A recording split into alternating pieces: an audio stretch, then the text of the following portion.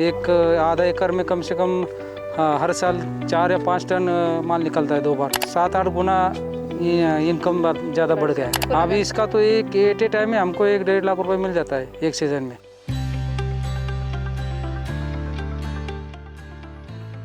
Hello everyone, I am Nidhi Singh, co-founder of Grow Billion Trees. At Grow Billion Trees, our mission goes beyond planting trees. We are planting hope, prosperity and sustainability with the farmer across India. And we are sharing some inspirational, transformative stories of the farmers.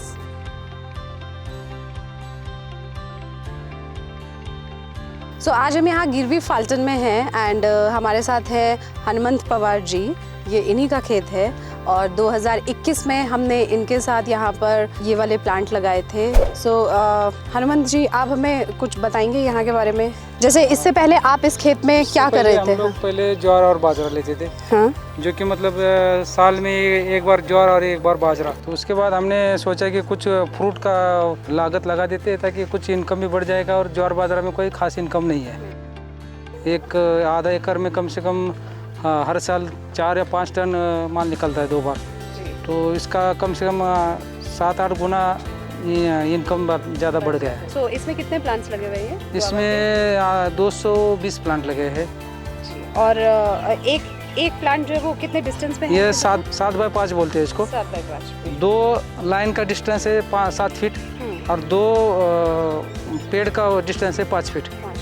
तो ये जब cut ज़्यादा बढ़ जाता है ना, फिर ऐसा जगह कम रहती है, इसलिए थोड़ा ये डिस्टेंस बढ़ जाता है उसका। बढ़ जाता है। और एक पेड़ जैसे आपको एक बार में कितना फ्रूट दे देता है?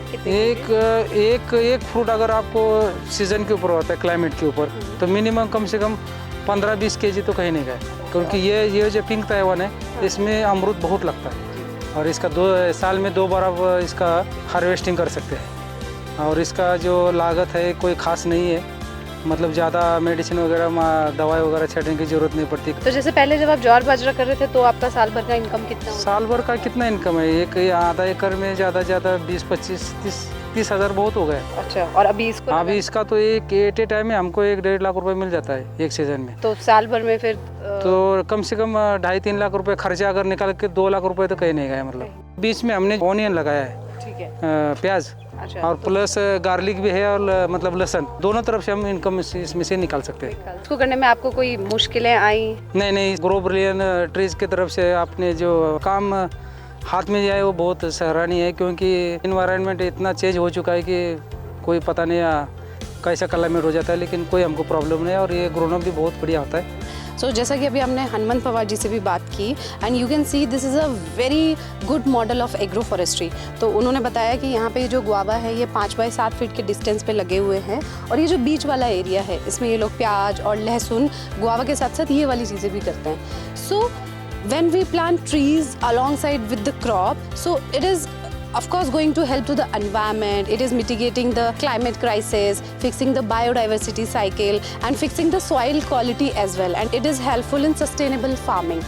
Along with that, फार्मर्स की इनकम 3 से 4 गुना बढ़ जाती है इस आधा एकड़ से, जहाँ पर हनुमंत जी को मैक्सिमम 30 से 40 हज़ार की इनकम हो रही थी, जो कि अभी उनको इन गुआवा के थ्रू लगभग 2 लाख तक होती है।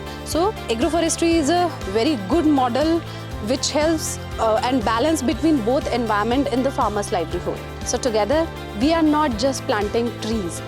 We are planting hope, prosperity and the sustainability with farmer.